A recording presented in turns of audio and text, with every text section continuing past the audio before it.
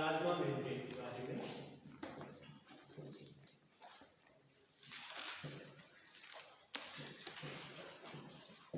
Plasma membrane ये उसी को बोलते हैं सेल मेम्ब्रेन और यूनिट मेम्ब्रेन, एक ही नाम है, चाहे उसको बोले सेल मेम्ब्रेन और यूनिट मेम्ब्रेन। यूनिट मेम्ब्रेन ये एक ही नाम है, एक ही नाम है। ये सेल की कवरिंग होती है। सेल की क्या है? कवरिंग है। जैसे ये सेल है बनी हुई है, तो ये है प्लाज्मा मेम्ब्रेन, ये कवरिंग होती है, सेल की कवरिंग होती है। और ये जो कवरिंग है ये इसको सेल को ही प्रोटेक्ट करती है, सेफ रखती है, उसको रिकॉग्नाइज करती है और उसका एक प्रॉपर शेप प्रोवाइड कराती है। प्लाज्मा मेम्ब्रेन बेसिकली वो 3 चीजों से मिलकर बनी है, मोस्टली प्रोटीन और लिपिड्स और थोड़ा सा कार्बोहाइड्रेट, ठीक है। इस तरह से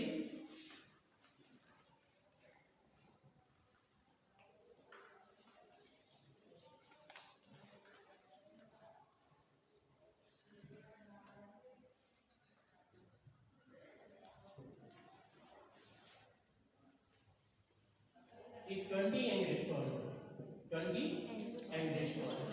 ये पार्ट प्रोटीन है, एक्सटर्नल प्रोटीन से। ये भी 20 एंगस्ट्रॉम है, ये भी प्रोटीन लेयर है, ठीक है। ये कौन सी लेयर है? आउटर लेयर, और ये है इनर लेयर,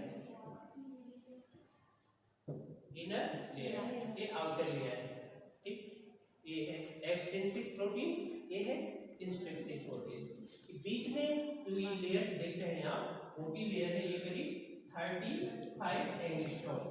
ये लिपिड्स की लेयर है, बाई लेयर होती है। लिपिड्स की इसमें 2 परतें हैं, लिपिड की 2 परतें हैं, तो बाई लेयर ऑफ लिपिड्स। तो लिपिड की इसमें 2 परतें हैं जो करीब कितनी मोटी है? 35 एंगस्ट्रॉम मोटी है, ठीक है। और जो टोटल अगर हम इसकी बाइट देखें कितनी थिकनेस आ रही है, तो ये आ रही है 75 एंगस्ट्रॉम। तो जो सेल मेम्ब्रेन होती है, सेल मेम्ब्रेन की जो मोटाई होती है वो होती है 75 एंगस्ट्रॉम, जिसमें ऊपर की और नीचे की जो 2 परतें होती हैं वो प्रोटीन की बनी होती हैं, और बीच की जो 2 परतें हैं वो लिपिड्स की बनी होती है। थोड़ा बहुत 2 से लेके 10% उसमें शुगर भी होता है, कार्बोहाइड्रेट भी मिलता है देखने को, ठीक है। तो इस तरह से ये सेल को पूरा तरह से प्रोटेक्ट करती है। तो इसमें कितनी लेयर है? बेसिकली 3 लेयर्स है, ठीक है। ऊपर की प्रोटीन्स की, नीचे की प्रोटीन्स की और बीच की लिपिड्स, ठीक है। अगर हम लिपिड्स का मॉलिक्यूल्स देखें तो इस तरह से है, लिपिड्स मॉलिक्यूल्स है तो इस तरह से।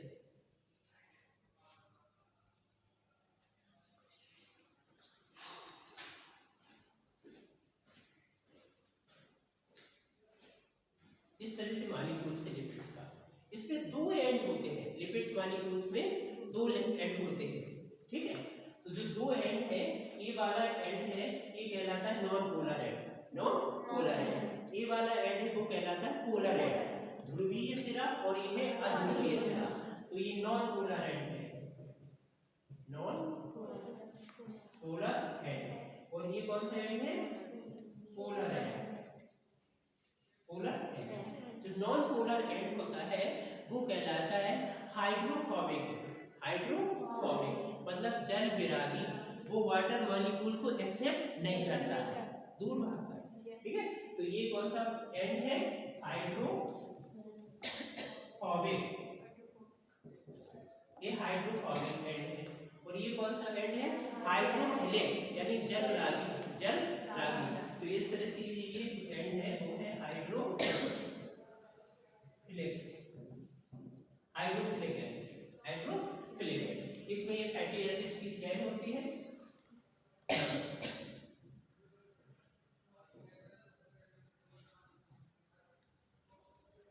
फॉस्फेट, ग्लिसरॉल, ये ग्लिसरॉल है, ये कॉलिन है,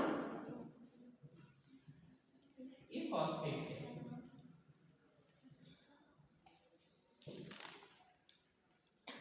ये फॉस्फेट है। इस तरह से ये मॉलिक्यूल्स होता है, कहते हैं फॉस्फोलिपिड्स मॉलिक्यूल्स, फॉस्फोलिपिड मॉलिक्यूल्स। उसमें कौन कौन सी चीज होती है? फास्फोरस होता है और लिपिड्स होता है। तो ये एक तरह से मॉलिक्यूल्स बना होता है जिसमें फैटी एसिड्स की चेन होती है, और ये एंड इसका कहलाता है नॉन पोलर एंड, और ये कहलाता है पोलर एंड। ये ध्रुवीय सिरा है और ये नॉन अध्रुवीय सिरा है। ये हाइड्रोफोबिक एंड है, हाइड्रोफोबिक एंड है जो जल विरागी जिसको बोला जाता है, और ये है जल रागी, ये वाटर मॉलिक्यूल्स को एक्सेप्ट कर लेता है। ठीक है, तो इसमें ये देखिए ये ग्लिसरॉल है, पोलर एंड, ये कॉलिन प्रोटीन है, और ये फॉस्फोलिपिड से प्रोटीन से अटैच होता है ये वाला पार्ट। तो इस तरह से ये एक फॉस्फेट मॉलिक्यूल्स है। अब अगर हम केमिकल कंपोजिशन देखें, chemical composition of nuclear membrane,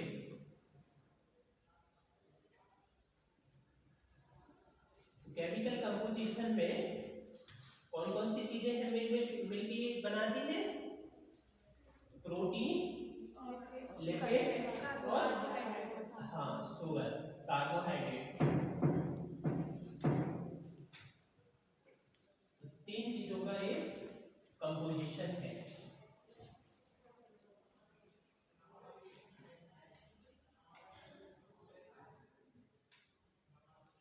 हम देखेंगे chemical composition, chemical composition of plasma membrane.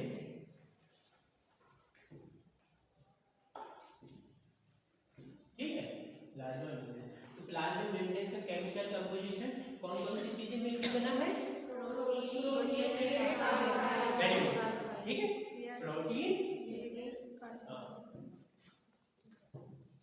Protein number 1, दूसरे नंबर पर लिपिड्स, और तीसरे नंबर पर कार्बोहाइड्रेट, ठीक है। तो इस तरह से जो प्रोटीन है, प्रोटीन की कितनी परतें हैं? 2। एक बाह्य प्रोटीन, बाह्य परत है, और एक आंतरिक परत है। जो बाह्य परत है, एक्सटर्नल परत है, उसको बोलते हैं एक्सट्रिंसिक प्रोटीन। ये कौन सी लेयर है? बाहरी परत, आउटर लेयर, ठीक है। और दूसरी होती है इंट्रिंसिक, या उसी को बोलते हैं इंट्रीगर, ठीक है। तो ये है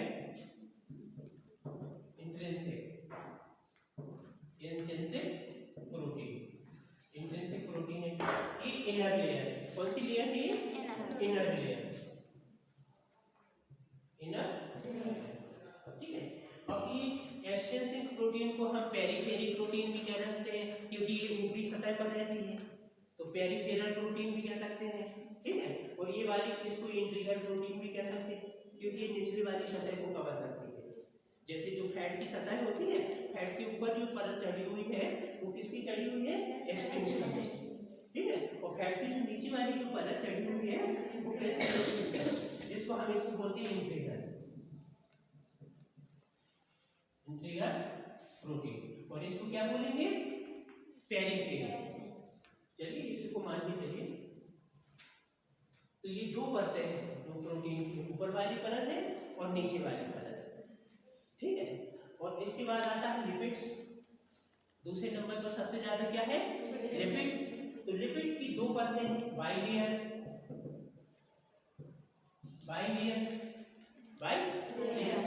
ठीक है। अब जो लिपिड की 2 परतें, मोस्टली जो लिपिड्स में सबसे ज्यादा जिसका एबुडेंट है वो है फॉस्फोलिपिड्स का, फॉस्फोलिपिड्स वो ज्यादा है, ठीक है। इस तरह से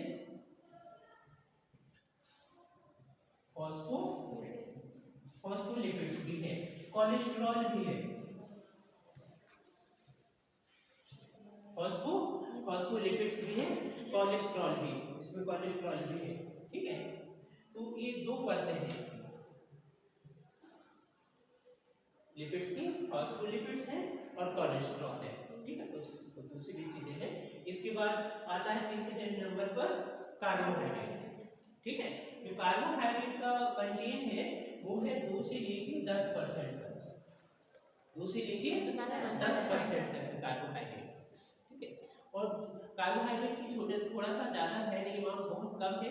और जो कार्बोहाइड्रेट फैट के साथ लगा हुआ है उसको बोलते हैं ग्लाइकोलिपिड्स।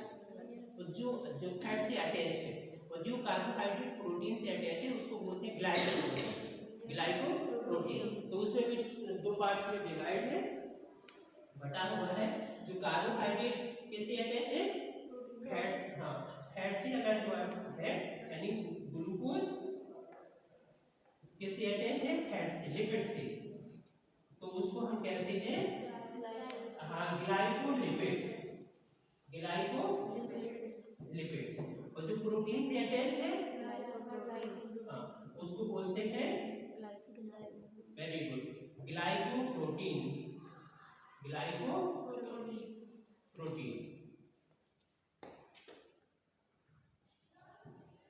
ग्लाइकोप्रोटीन। तो इस तरह से दो चीज, दो में बटा हुआ है। ठीक है, जो ऊपर वाली परत है वहां से अगर प्रोटीन से अटैच हो रहा है तो वो ग्लाइकोप्रोटीन है, अगर लिपिड से अटैच हो रहा है तो वो, तो इस तरह से जो कार्बोहाइड्रेट वो किस फॉर्म में है? या तो ग्लाइकोलिपिड्स है, ओके, जो फैट है वो किस फॉर्म में है? फॉस्फोलिपिड्स है। इतना सा है। अब क्या, तो ये क्या है? प्लाज्मा मेम्ब्रेन का केमिकल कंपोजिशन, रासायनिक संगठन, जिस चीज से प्लाज्मा मेम्ब्रेन बनी है, हमारी प्लाज्मा मेम्ब्रेन, ठीक, किसी की भी हो, सभी जो जीवों में प्लाज्मा मेम्ब्रेन होती है।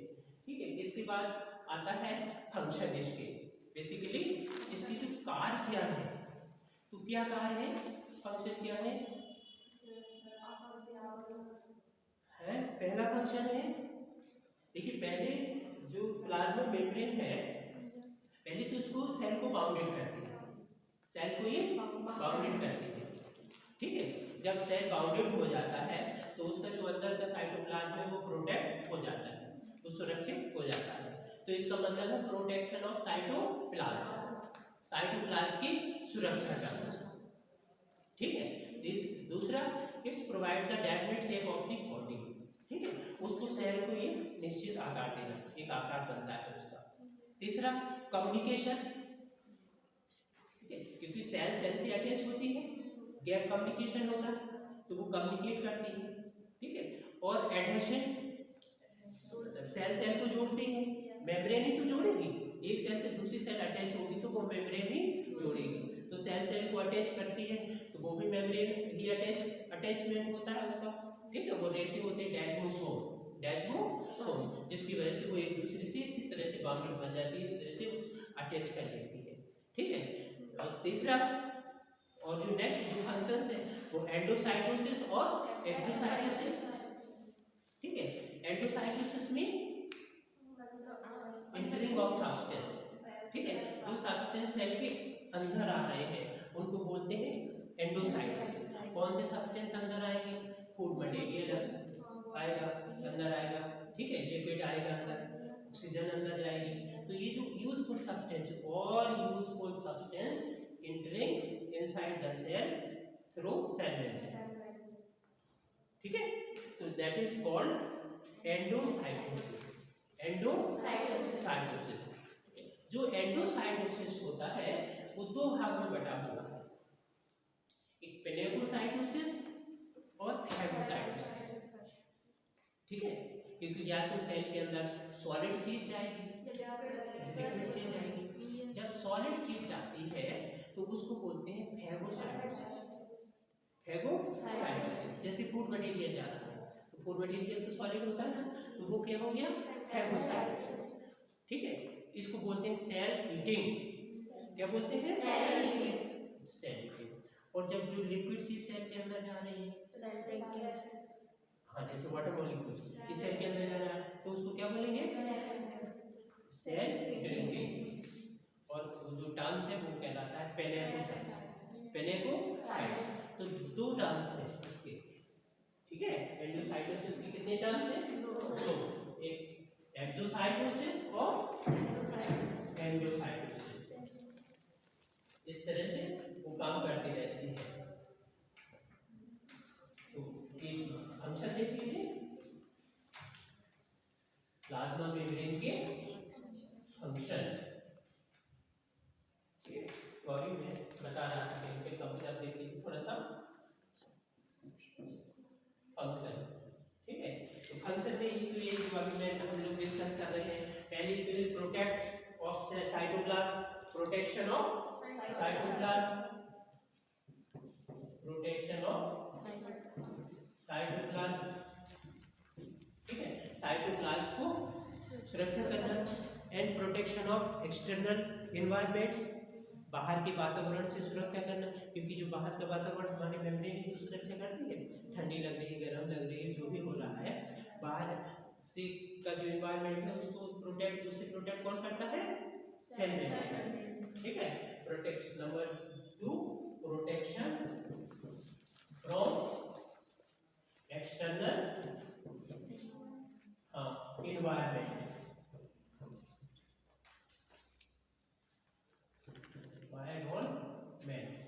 बाहर के वातावरण से सुरक्षा करना, ठीक है। जो हमारी स्किन है, ये मेम्ब्रेन है, बाहर के वातावरण से सुरक्षा करती है। तीसरा अगला क्वेश्चन क्या हो सकता है? हाँ, उसको एक डेफिनेट शेप, उसका एक प्रॉपर आइडेंटिफिकेशन करना।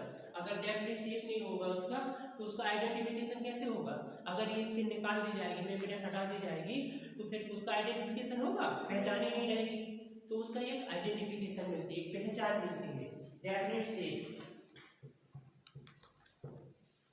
डेफिनेट शेप एंड आइडेंटिफिकेशन,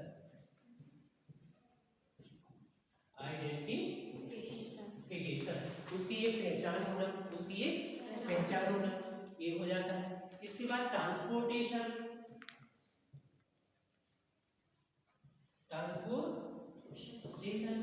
जो ट्रांसपोर्टेशन है वो दो तरह से है, एक्टिव है और पैसिव है। दो तरह का ट्रांसपोर्टेशन होता है, एक्टिव और पैसिव। एक्टिव क्या होता है? जिसमें एनर्जी की रिक्वायरमेंट होती है, जिसमें ऊर्जा खर्च होती है, जैसे आपको यहाँ से किसी को धक्का मार के वहां पर भेजोगे तो एनर्जी खर्च होगी ना, वो उस तरफ जाएगा, दरवाजे की उस तरफ चला बाहर निकल जाएगा, ठीक है। एक अपने आप चला जाए तो वो पैसिव हो गया, उसमें एनर्जी की जरूरत नहीं पड़ती, उसमें एनर्जी लॉस नहीं होती है। तो दो तरह से होगा ना, ठीक है। जिसमें एनर्जी का, ऊर्जा का रिक्वायरमेंट होता है, ऊर्जा की जरूरत होती है, उसको बोला जाता है एक्टिव, ठीक है। सक्रिय परिवहन। और जिसमें ऊर्जा की जरूरत नहीं होती है उसको बोलते हैं निष्क्रिय परिवहन, पैसिव ट्रांसपोर्ट। तो जैसे पैसिव, तो इसमें तो एटीपी की जरूरत है, इसमें एटीपी की जरूरत होती है, इसमें एटीपी की जरूरत नहीं होती, नो नीड टू एनर्जी, इसमें यूज एनर्जी, इसमें एनर्जी यूज नहीं होती है। जो पैसिव ट्रांसपोर्ट है वो तीन तरह से होता है। पैसिव ट्रांसपोर्ट कितने तरह से होता है? तीन तरह से। एक तो ऑस्मोसिस, डिफ्यूजन, तीसरा फैसिलिटेटेड डिफ्यूजन। अब मैं इसको बता रहा हूँ। पहला क्या है? ऑस्मोसिस, दूसरा क्या है? डिफ्यूजन, और तीसरा क्या है? फैसिलिटेटेड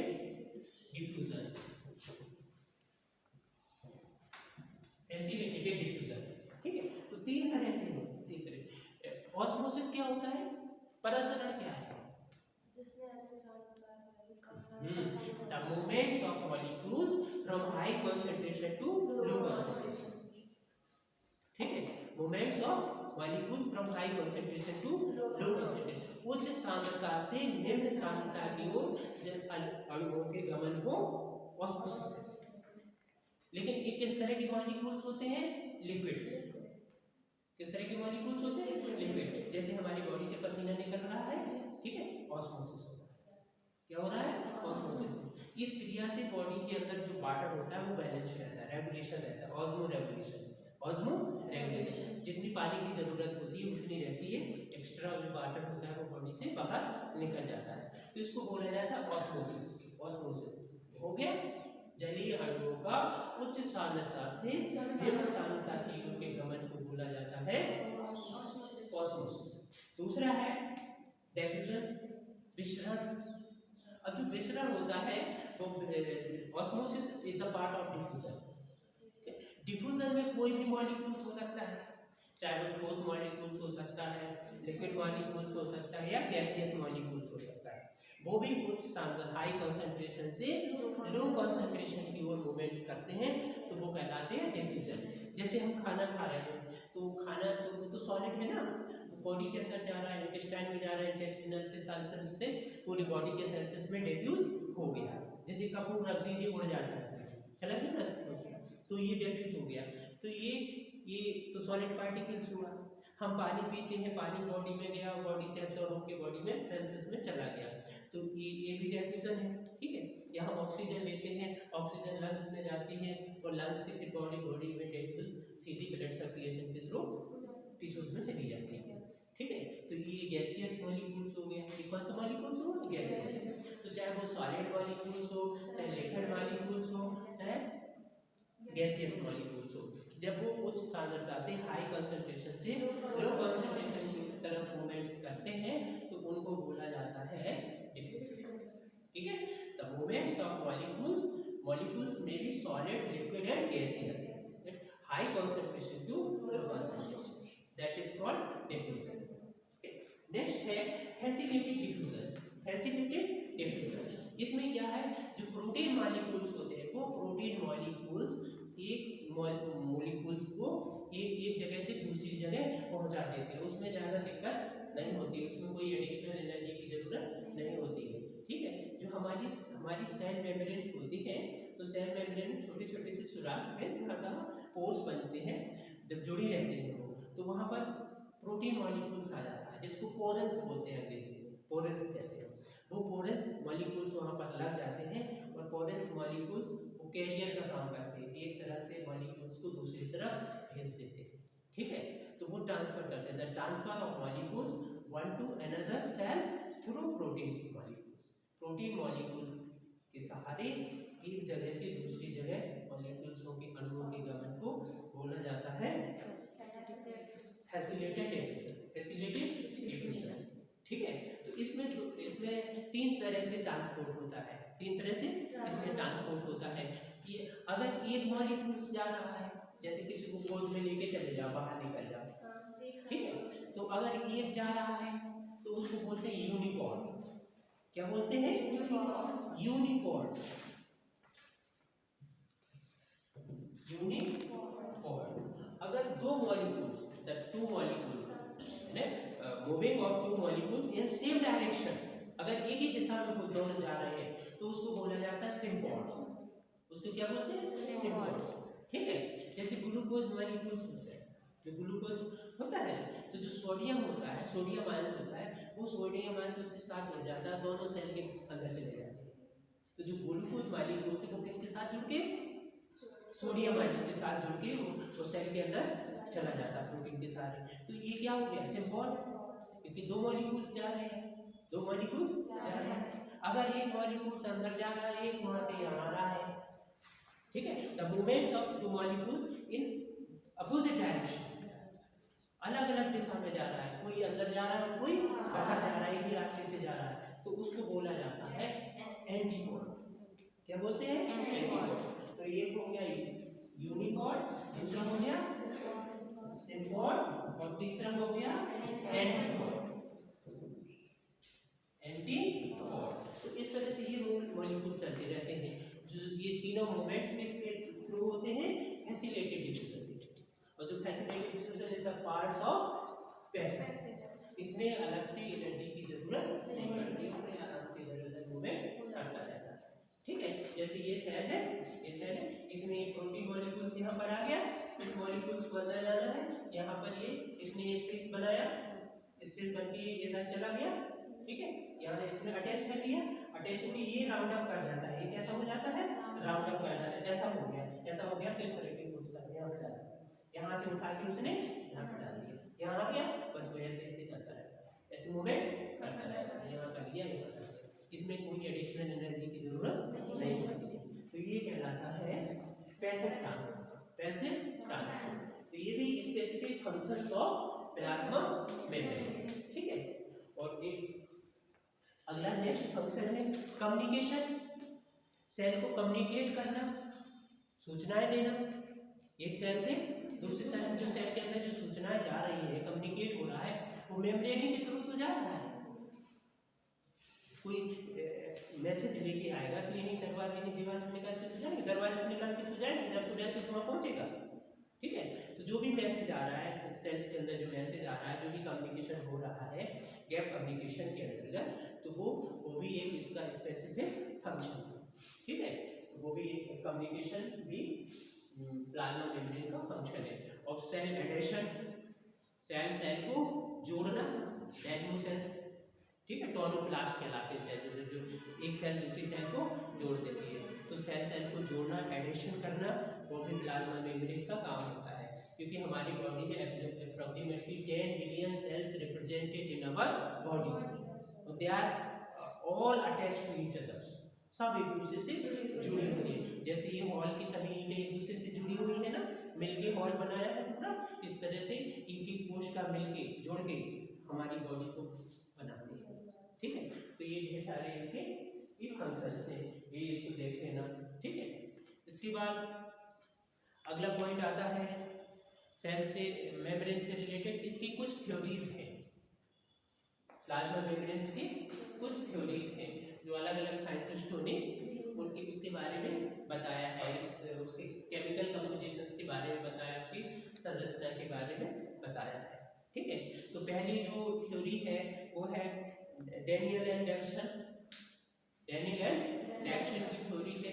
उन्होंने प्लाज्मा मेम्ब्रेन के बारे में बताया, उन्होंने ये बताया कि प्लाज्मा मेम्ब्रेन है, प्लाज्मा मेम्ब्रेन के ऊपर प्रोटीन है, नीचे प्रोटीन है, लेकिन जो प्रोटीन के मॉलिक्यूल्स वो राउंडेड मॉलिक्यूल्स हैं, राउंडेड मॉलिक्यूल्स हैं, और जो लिपिड्स मॉलिक्यूल्स हैं उसमें 2 एंड है, पोलर एंड है और नॉन पोलर एंड है। तो ये डैनियल और डैक्सन मॉडल है। दूसरा यूनिट मेम्ब्रेन मॉडल है, जिसको रॉबर्टसन ने दिया, ठीक है। इन्होंने बताया था कि plasma membrane is the selective marker, selective permeable. कौन सी मेम्ब्रेन है ये? Selective permeable. Selective permeable mean only selected molecules can pass across the membrane। हमारी जो प्लाज्मा मेम्ब्रेन है वो केवल सिलेक्टेड मॉलिक्यूल्स को ही अंदर कर सकती है, ठीक है। जो बड़े मॉलिक्यूल्स अंदर या दूसरे मॉलिक्यूल्स अंदर नहीं जा सकते, ठीक है। केवल selected particles can inter across the membrane, that quality is called permeable, selective permeable, ठीक है। परमेबिलिटी के बारे में तो पता होगा ना आप लोगों को। परमेबिलिटी 3 तरह से होती है, परमेबिलिटी, परमेबल, सेमी परमेबल और अपर्मेबल। अगर पूरे मॉलिक्यूल्स जा सकते हैं इधर से उधर तो वो बोला जाता है परमेबल। अगर केवल फिल्टर्ड होके जा सकते हैं सेमी परमेबल, ठीक है। और बिल्कुल नहीं जाए तो वो कहलाते हैं अपर्मेबल, बिल्कुल क्रॉस में करता है तो अपर्मेबल। तो इस तरह से पहले जैसे डैनियल और डैक्सन की थ्योरी है, उन्होंने इसके बारे में बताया, प्लाज्मा मेम्ब्रेन के बारे में। दूसरी यूनिट मेम्ब्रेन की थ्योरी है, ठीक है, जो रॉबर्टसन ने दी है, ठीक है। तो इस तरह से। और तीसरी फ्लूइड मोज़ेक मॉडल, फ्लूइड ये ज़्यादा पॉपुलर है ये थ्योरी, ज़्यादातर क्वेश्चन इसी से आते हैं, जो सिंगर और निकोलसन ने दी है थ्योरी। तो इसी को मैं डिटेल से आप लोगों के बारे में बताऊंगा, प्लाज्मा मेम्ब्रेन का फ्लूइड मोज़ेक मॉडल्स।